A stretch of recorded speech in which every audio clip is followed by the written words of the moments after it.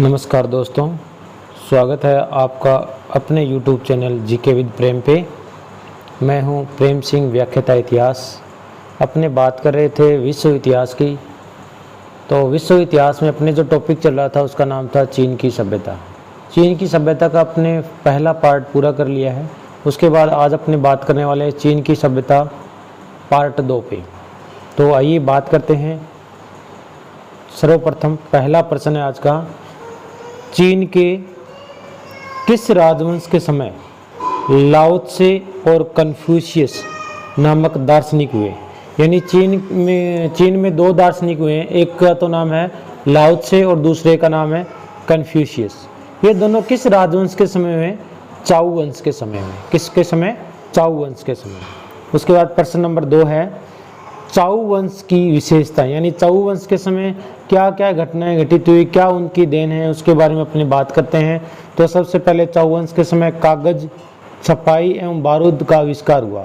कागज का आविष्कार किसके समय हुआ? चाउ वंश के समय। छपाई भी किसके समय शुरू हुई? चाउ वंश के समय।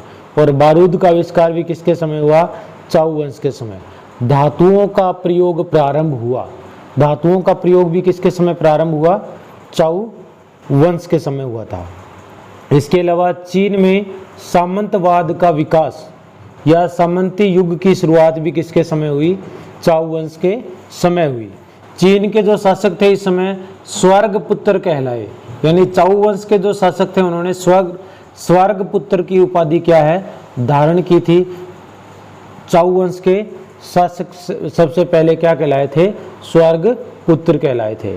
प्रश्न संख्या 3, चाउ वंश के समय संकलित ग्रंथ। तो इनमें चाउ वंश के समय जो ग्रंथों की रचना हुई इनमें सबसे पहला ग्रंथ है ईली। क्या नाम है? ईली। और ईली का संबंध था अनुष्ठानिक रीति रिवाजों का संग्रह था। इसमें जो ईली ग्रंथ था इसमें अनुष्ठानिक जो रीति रिवाज थे उनके बारे में जानकारी मिलती है। फिर दूसरा ग्रंथ था लीची, और लीची में मिलती है धार्मिक कृतियों एवं अनुष्ठानों के संग्रह की जानकारी मिलती है। धार्मिक कृतियां हैं, जो धार्मिक रीति रिवाज है उसकी जानकारी किससे मिलती है? लीची से। फिर तीसरा ग्रंथ है चाउली। चाउली से कर्मकांड एवं धार्मिक विधियों की जानकारी मिलती है। धार्मिक विधियों का संग्रह इसमें कर्मकांड और धार्मिक विधियों का संग्रह किसमें है? चाउली में। धार्मिक कृतियां कौन किसमें? लीची में। और अनुष्ठानिक रीति रिवाज किसमें है? ईली में। ये तीनों के तीनों ग्रंथ किस समय लिखे गए? चाउ वंश के समय लिखे गए थे। फिर प्रश्न संख्या 4 है, चिंग तियेन क्या है? इसने पूछा है कि चिंग तियेन क्या है? गांव में भूमि विभाजन की जो परंपरा या जो विधि थी उसे क्या कहा गया है? चिंग तियेन कहा गया है। यानी भूमि का बंटवारा करने की जो परंपरा थी या जो नियम थे उसे क्या नाम दिया गया है? चिंग तियेन नाम दिया गया है। प्रश्न संख्या 5, चिन वंश की स्थापना किसने की? तो चिन वंश की स्थापना की थी राजा लीसू ने। चिन वंश की स्थापना किसने की? राजा लीसू ने। कब की है? 255 ईसा पूर्व में। चिन वंश का जो समय रहा है वो 255 ईसा पूर्व से 205 ईसा पूर्व के बीच में चिन वंश ने चीन में क्या किया है? शासन किया है। चिन वंश का संस्थापक कौन है? लीसू है। स्थापना कब होती है? 255 ईसा पूर्व में होती है। किस वंश के बाद? चाउ वंश के बाद में जो अगला वंश आया था वो कौन सा था? चिन वंश था। उसके बाद में है प्रश्न संख्या 6, चिन वंश का सबसे प्रसिद्ध शासक कौन था? चिन वंश का जो सबसे प्रसिद्ध शासक है वो है राजा वांगचेन। क्या नाम है प्रसिद्ध शासक का? राजा वांगचेन। और वांगचेन का समय है 230 ईसा पूर्व से लेकर 211 ईसा पूर्व के बीच। किसने शासन किया है? वांगचेन ने। और वांगचेन ने अपना जो जब उसका राज्याभिषेक हुआ तो उसके बाद अपना नाम परिवर्तन कर क्या रख लिया?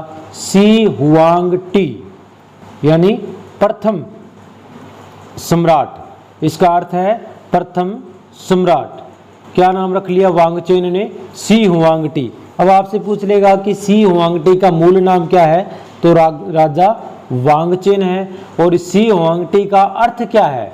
तो अर्थ है प्रथम सम्राट। फिर उसके बाद में सी हुआंगटी की क्या विशेषता है उसके बारे में बात करें तो सी हुआंगटी ने चीन की महान दीवार का क्या करवाया था? निर्माण करवाया था। उसका निर्माण करवाया था? चीन की महान दीवार का।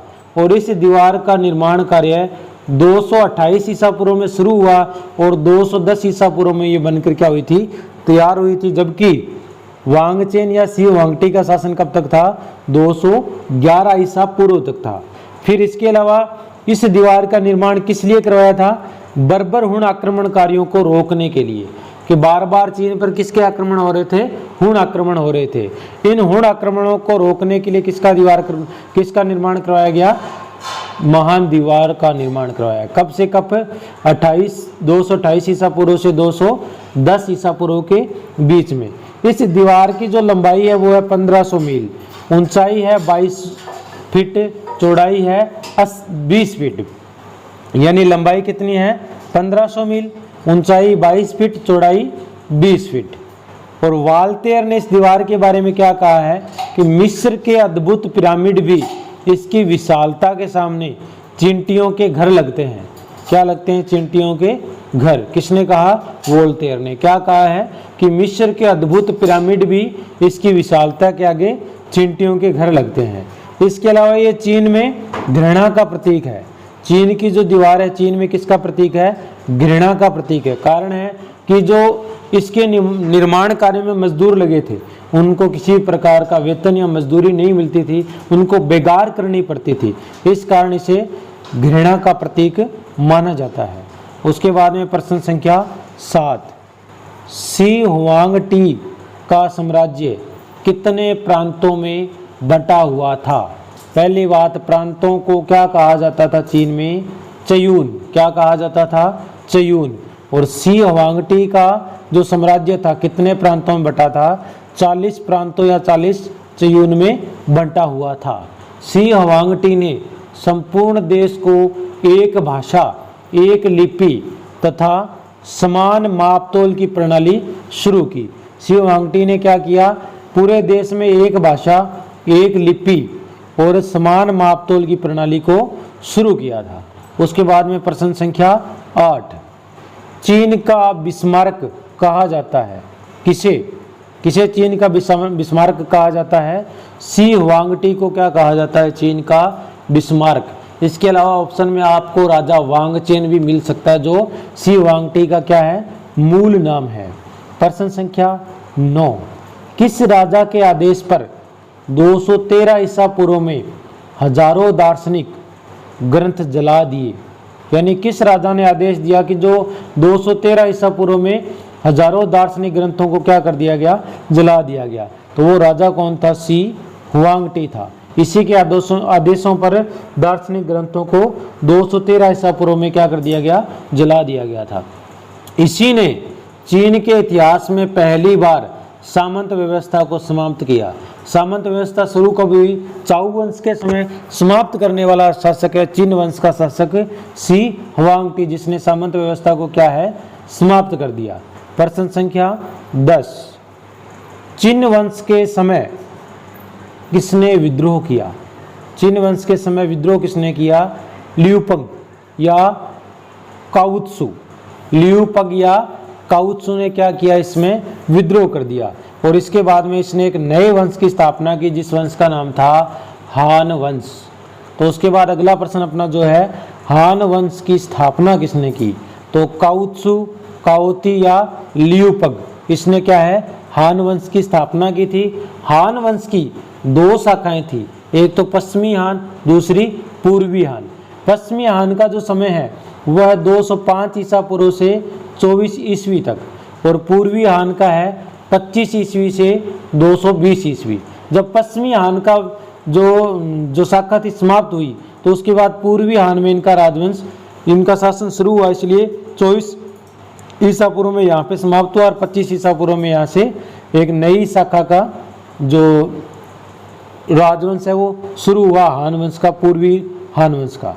उसके बाद चीन के इतिहास में से द्वितीय स्वर्ण काल कहा जाता है। क्या कहा जाता है इसे? द्वितीय स्वर्ण काल। किस वंश के शासनकाल को? हान वंश के शासनकाल को। प्रश्न संख्या 12, चीन के किस शासक का काल समाजवाद कहलाता है? तो हान वंश के राजा बुति या लौह सम्राट भी इसको कहा जाता है, इसका काल क्या कहलाता है? समाजवाद का काल कहलाता है। किस वंश का शासक है? हान वंश का शासक का नाम क्या है? बुति, और इसे अन्य किस नाम से जाना जाता है? लौह सम्राट। प्रश्न संख्या 13, किस शासक का काल गुलामी की समाप्ति व भूमि के राष्ट्रीयकरण के लिए प्रसिद्ध है? किस शासक का काल गुलामी की समाप्ति हुई है इसके समय और भूमि का क्या हुआ है? राष्ट्रीयकरण हुआ है। तो ये है हान वंश के राजा वांग मेंग। क्या नाम है? हान वंश के राजा वांग मेंग। फिर प्रश्न संख्या 14, हान वंश की चीन को देन, यानी हान वंश के समय क्या क्या चीन के मुख्य आविष्कार या मुख्य विशेषताएं क्या इसकी चीन को देन रही है? तो सबसे पहले चीन की वर्तमान सीमा का निर्धारण किस समय हुआ? हान वंश के समय हुआ। राजकीय सेवाओं में नियुक्ति के लिए प्रतियोगी परीक्षा प्रणाली की शुरुआत भी किसके समय हुई? हान वंश के समय हुई थी। चित्रकला का विकास सबसे आगे, चित्रकला में सबसे आगे था कौन सा वंश? हान वंश। चीन का प्रसिद्ध इतिहासकार सुमा चीन, क्या नाम है? सुमा चीन या सुमा चीन, इसी काल में हुआ था। सुमा चीन चीन का क्या है? प्रसिद्ध इतिहासकार। किस समय हुआ? हान वंश के समय। इसका जन्म है 145 ईसा पूर्व में हुआ था। इसी ने सीची नामक ग्रंथ लिखा था। सुमा ची ने कौन सा ग्रंथ लिखा था? सीची। सुमा चीन ने शिया वंश के सम्राट यू से पहली शताब्दी ईसा पूर्व तक का इतिहास लिखा। सुमा चीन ने शिया वंश के सम्राट यू से पहली शताब्दी ईसा पूर्व तक का इतिहास लिखा था। इसे चीन का प्रथम इतिहासकार माना जाता है। अब आपसे पूछ ले, चीन का प्रथम इतिहासकार सुमा चीन। इसी काल में चांग ची ने पश्चिमी देशों का भ्रमण किया। किसने किया पश्चिमी देशों का भ्रमण? चांग ची ने। किस समय? हान वंश के समय।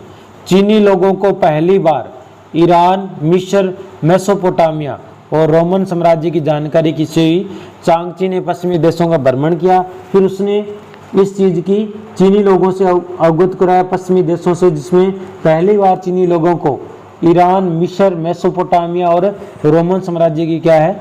जानकारी प्राप्त हुई। पहली बार पश्चिमी देशों के साथ व्यापारिक मार्ग स्थापित हुआ, जिसे अपने किस नाम से जानते हैं? रेशम मार्ग। रेशम मार्ग का विकास भी किसके समय हुआ था? हान वंश के समय, जो चीन को पश्चिमी देशों से जोड़ता था। फिर उसके बाद है चाय की खोज भी किसके समय हुई? हान वंश के समय। छापे की कला का आविष्कार भी किसके समय हुआ? हान वंश के समय हुआ। फिर प्रश्न संख्या 15, मठीय बौद्ध धर्म का विकास या प्रचार किस काल में हुआ? तो वाई काल में क्या है? मठीय बौद्ध धर्म का विकास हुआ था वाई राजवंश के काल में। इसी काल में चू सिह हिंग सर्वप्रथम 260 ईसा पूर्व ईस्वी में खुतन गया। कहाँ पे गया था? खुतन। कौन गया था? चू सिह हिंग। कब गया था? 260 ईस्वी में। किस समय? वाई काल के समय। इसी ने प्रज्ञा सूत्र प्रतिलिपि, पंचविंशत सहस्रिक प्रज्ञा पारमिता नाम से प्रसिद्ध प्रतिलिपि प्रस्तुत की। किसने? चू सिह हिंग ने प्रज्ञा सूत्र प्रतिलिपि, एक नाम तो इसका क्या है? प्रज्ञा सूत्र प्रतिलिपि, या ऐसे कह देते हैं पंचविंशत सहस्रिक प्रज्ञा पारमिता नाम से प्रसिद्ध प्रतिलिपि क्या की थी? प्राप्त की थी। फिर उसके बाद प्रश्न संख्या 16, हान वंश के पतन के बाद चीनी साम्राज्य कितने भागों में बंट गया? हान वंश की समाप्ति के बाद कौन सा वंश आया या चीन का जो साम्राज्य था कितने भागों में बंट गया था? तो ये 3 भागों में बंट गया था। और इस काल को कहा जाता है सान कुओ। क्या कहा जाता है? सान कुओ। तो इस समय उत्तरी चीन में वाई राज्य शासन कर रहा था, पश्चिमी चीन में सू राज्य शासन कर रहा था और दक्षिणी चीन में बू राज्य शासन कर रहा था। यानी जिन 3 भागों में बटा था वो था वाई राज्य, सू राज्य और बू राज्य। वाई उत्तरी चीन में, पश्चिमी चीन में सू और दक्षिणी चीन में बू। और इन 3 भागों में बटे हुए इस समय के काल को क्या कहा जाता है? शान कुओ। फिर प्रश्न संख्या 17, दक्षिण के बू राज्य में किसने बौद्ध धर्म का प्रचार किया? तो दक्षिण के बू राज्य में चिहे चियन ने बौद्ध धर्म का क्या किया था? प्रचार किया था। बू राज्य में बौद्ध धर्म का प्रचार किसने किया? चिहे चियन। प्रश्न संख्या 18, चीन में 3 राज्यों के काल के समय किस राज्य में बौद्ध धर्म का प्रवेश नहीं हो पाया? यानी जो 3 राज्यों का काल था, वाई, सू और बू, इनमें से किस राज्य में बौद्ध धर्म ने प्रवेश नहीं किया था, बौद्ध धर्म का प्रचार प्रसार नहीं हुआ था? तो वो था पश्चिमी चीन का राज्य सू। पश्चिमी चीन के सू राज्य में बौद्ध धर्म ने प्रवेश नहीं किया था। उसके बाद प्रश्न संख्या 19, किस वंश के समय चिंग चियन और आन लिंग साउ नामक 2 भिक्षुणियों का उल्लेख मिलता है? यानी 2 बौद्ध भिक्षुणियां हैं, एक का नाम है चिंग चियन और दूसरी का नाम है आन लिंग साउ। इनका उल्लेख किस वंश के समय मिलता है? तो इन दोनों का उल्लेख मिलता है तिएसिन वंश के समय। किसके समय? तिएसिन वंश के समय।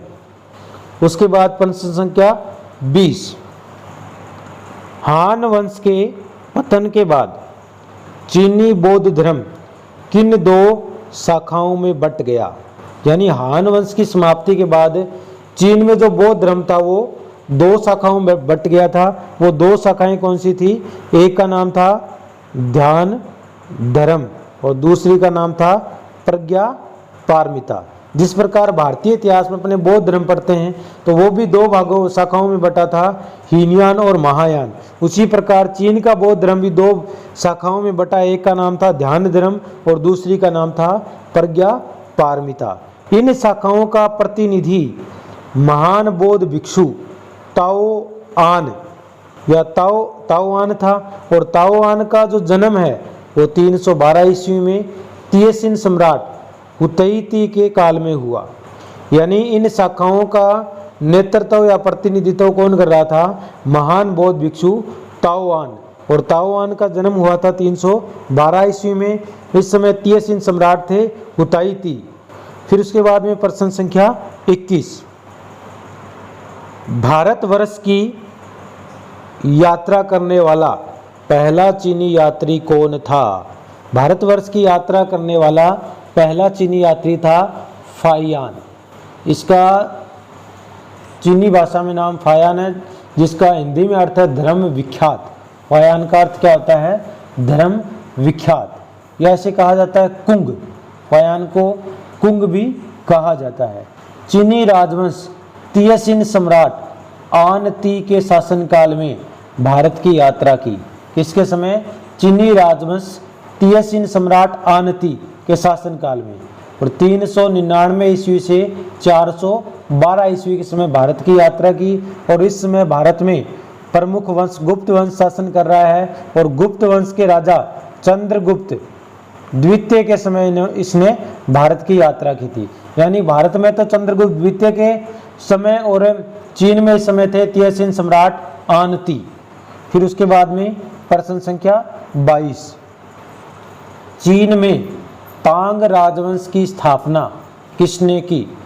ली सिहे-मिग। तांग राजवंश की स्थापना करने वाला है ली सिहे-मिग, या ऐसे कहा जाता है ताई तत्सुंग। क्या कहा जाता है? ताई तत्सुंग नाम से प्रसिद्ध। 16 वर्षीय थे जब ये राजगद्दी पे बैठे। इसी के समय भारत के बौद्ध भिक्षु प्रभाकर मित्र चीन गए थे।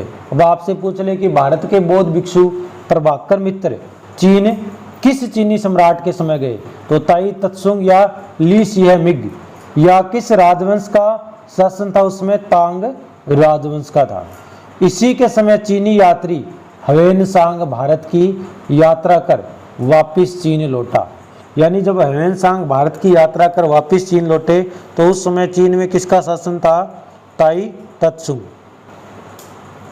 ह्वेनसांग भारत 629 ईस्वी से 644 ईस्वी यानी वर्धन वंश के राजा हर्ष के समय भारत आए थे, और जब ये वापिस लौटे तो उस समय चीन में किसका शासन था? उस समय चीन में तांग वंश राजवंश के शासक ताई त्सुंग का शासन था। उसके बाद प्रश्न संख्या 23। प्रश्न संख्या 23 है, तांग राजवंश के किस शासक का काल बौद्ध धर्म का स्वर्ण काल कहलाता है? प्रश्न क्या है? तांग राजवंश के किस शासक का काल बौद्ध धर्म का क्या कहलाता है? स्वर्ण काल कहलाता है। यानी इस समय बौद्ध धर्म का सबसे ज़्यादा प्रचार प्रसार हुआ, तो वो था तांग वंश का राजा काओ तत्सुंग। क्या नाम था? काओ तत्सुंग के समय बौद्ध धर्म का स्वर्ण काल कहलाता है। तांग राजवंश के राजा काओ तत्सुंग। प्रश्न संख्या 24, किसने तांग वंश का नाम बदलकर चाओ वंश कर दिया? यानी तांग वंश का नाम बदलकर क्या कर दिया? चाओ वंश कर दिया। तो ऐसा करने वाले राजा भी कौन थे? काओ तत्सुंग की धर्म पत्नी वू चाऊ ने। काओ तत्सुंग की मृत्यु के बाद उसका पुत्र शासक बनता है, जिसका नाम है फू कुआंग वांग। नाम क्या है? फू कुआंग वांग। और इसकी जो माता है मम्मी वू चाऊ, उसके हाथ में क्या है? पूरे का पूरा राज्य का संरक्षण नियंत्रण किसके हाथ में है? वू चाऊ के हाथ में। तो वू चाऊ ने क्या किया? तांग वंश का नाम बदलकर चाऊ वंश कर दिया। ठीक है। और फू कुआंग वांग को बुद्ध प्रकाश का राजा भी कहा जाता है। के समय वू चांग ने शासन सत्ता पर अपना नियंत्रण बनाए रखा। वू चाऊ 682 से 704 ईस्वी के शासनकाल में बौद्ध धर्म देश भर में फैल गया। यानी पूरे चीनी साम्राज्य में बौद्ध धर्म कब फैला? वू चाऊ के शासनकाल में, जिसका समय था 682 से 704 ईस्वी के समय। उसके बाद में प्रश्न संख्या 25, तांग वंश के पतन के बाद उत्तरी चीन के प्रांतों पर किन राजवंशों ने शासन किया? यानी तांग वंश जब समाप्त हो गया तो उसके बाद उत्तरी चीन पर किन राजवंशों ने शासन किया था? तो उत्तर लियांग, उत्तर तांग, उत्तर त्यसिन, उत्तर हान और उत्तर चाऊ, इन 5 राजवंशों ने उत्तरी चीन के प्रांतों पे क्या किया था? शासन किया था। सबसे पहला है उत्तर लियांग, दूसरा है उत्तर तांग, तीसरा है उत्तर तसिन, चौथा है उत्तर हान और पांचवा है उत्तर चाऊ। इसे पंचवंशीय काल 960 से 60 ईस्वी के नाम से प्रसिद्ध है। 1060 ईस्वी पंचवंशीय काल के नाम से प्रसिद्ध कौन सा काल है? 907 से 1060 ईस्वी के बीच का काल। फिर उसके बाद में प्रश्न संख्या 26, राष्ट्रीय पुनर्जागरण का पथ प्रशस्त किस राजवंश के काल में हुआ? राष्ट्रीय पुनर्जागरण का पथ प्रशस्त यानी मार्गदर्शन किस राजवंश के काल में हुआ? तो शुंग काल में। और शुंग काल था 960 से 1280 ईस्वी। जो पंचविंशीय काल है 1060 नहीं 960 ईस्वी है। प्रश्न संख्या 27, शुंग काल के बाद के राजवंशों का समय। शुंग काल के बाद में आया युआन काल, जिसका समय था 1280 से 1367 ईस्वी। फिर युआन काल के बाद में मिंग काल और इसका समय 1368 से 1643 ईस्वी। फिर चिंग माचो काल, इसका समय है 1644 से 911 ईस्वी। फिर प्रश्न संख्या 28, चीन के सभ्यता में प्रशासन कैसा था? चीनी प्रशासन की बात करना चाहता है तो चीन के राजा को वांग या स्वर्गपुत्र कहा जाता था। यानी चीन में जो राजा होता था उसे वांग या स्वर्गपुत्र कहा जाता था। चीनी साम्राज्य प्रांतों में बटा हुआ था। प्रांत को सेंग कहा जाता था, प्रांतों को क्या कहते थे? सेंग। अब एक नाम आया हीन। कई गांवों के समूह को मिलाकर क्या बनता था? एक हीन बनता था। और कई हीनों के समूह से मिलकर क्या बनता था? फू बनता था। ये प्रशासनिक इकाइयां हैं। और 2-3 फू को मिलाकर क्या बनता था? टाओ। और 2-3 टाओ का समूह क्या कहलाता था? सेंग। और सेंग क्या था? प्रांत था। सबसे पहले प्रांत, सबसे छोटी इकाई है गांव। कई गांव मिलकर क्या बनेंगे? हीन। फिर कई हीन मिलकर क्या बनाएंगे? फू। फिर कई फू मिलकर क्या बनेंगे? टाओ। और फिर कई टाओ मिलकर सेंग का निर्माण करेंगे। फिर उसके बाद है प्रश्न संख्या 29। मंदारिन क्या था? विद्वानों के वर्ग को क्या कहा जाता था? मंदारिन कहा जाता था। यानी चीन में जो विद्वान होते थे उन्हें क्या कहा जाता था? मंदारिन। प्रश्न संख्या 30। चीन की सभ्यता के समय महिलाओं की स्थिति कैसी थी? प्रारंभ में महिला की स्थिति अच्छी थी। कन्फ्यूशियस के समय पिता की शक्ति बढ़ी, जिसके कारण महिला की स्थिति में क्या आई? गिरावट आई। 195 से 180 ईसा पूर्व में महिला शासिका लू ने चीन पर क्या किया है?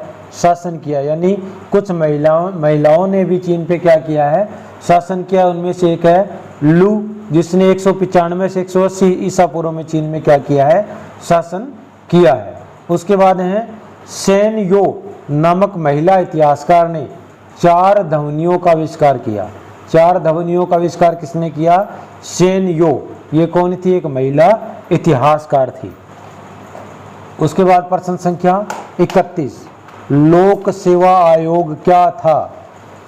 प्राचीन चीन में प्रशासकीय अधिकारियों के चयन के लिए परीक्षाओं की व्यवस्था करता था। लोक सेवा आयोग क्या करता था? जो प्राचीन चीन में प्रशासकीय अधिकारी हैं उनकी नियुक्ति या उनके चयन के लिए परीक्षाओं की व्यवस्था करता था। इस पद्धति की शुरुआत जो है हान वंश के समय हुई। परीक्षा में 6 विषयों राजनीति, तर्कशास्त्र, काव्य, न्याय, आचार शास्त्र और स्वास्थ्य से संबंधित प्रश्न पूछे जाते थे। 6 विषय कौन से? एक तो है राजनीति, दूसरा है तर्कशास्त्र, तीसरा है काव्य, चौथा है न्याय, पांचवा आचार शास्त्र और छठा स्वास्थ्य। इन विषयों से संबंधित प्रश्न पूछे जाते थे। 1905 में इस परीक्षा प्रणाली को समाप्त कर दिया गया। कब समाप्त किया गया? 1905 में। शुरू कब हुई? हान वंश के समय। उसके बाद प्रश्न संख्या 32। चीन की प्रथम नवनिर्मित लिपि कौन सी थी? तो यू हू सू। क्या नाम है? यू हू सू। पश्चिमी विदेशी लिपि वाला मान सू ब्राह्मणी लिपि। और इसमें 14 चिन्ह थे। इसी का नाम है, एक तो नाम इसका है यू हू सू और दूसरा नाम है वाला मान शू। ये तो जो ऊपर वाली है पश्चिमी विदेशी लिपि है और नीचे वाली ब्राह्मणी लिपि है। इसमें कुल कितने चिन्ह थे? 14 चिन्ह थे। प्रश्न संख्या 33। संस्कृत वर्णमाला के आदर्श पर आधारित 36 अक्षरों की वर्णमाला का विकास किसने किया? यानी संस्कृत की जो वर्णमाला है उसके ऊपर आधारित थी 36 अक्षरों की वर्णमाला और इसका विकास किया था सेन कुंग नामक एक बौद्ध भिक्षु थे उन्होंने। और इसमें कितने अक्षर थे? 36। किस पर आधारित थी? संस्कृत वर्णमाला पे, या इसे कहते हैं यूपीएन ग्रंथ के अनुसार। यूपीएन ग्रंथ में इसकी जानकारी मिलती है कि सेन कुंग ने 36 अक्षरों की वर्णमाला का क्या किया? विकास किया है। फिर प्रश्न संख्या 34। चीन की कौन सी व्यवस्था भारतीय आश्रमों और गुरुकुलों पर आधारित थी? तो वो थी सु युआन नामक संस्था जो थी वो भारतीय जो गुरुकुल व्यवस्था है या आश्रम व्यवस्था है उस पर आधारित थी। ये अपने चीन का पार्ट 2 कंप्लीट हो गया है। इसके बाद एक पार्ट और अभी बचा है, वो भी मैं जल्द लेकर आऊँगा। अगर वीडियो अच्छा लगा तो शेयर करें, कमेंट करें, लाइक करें।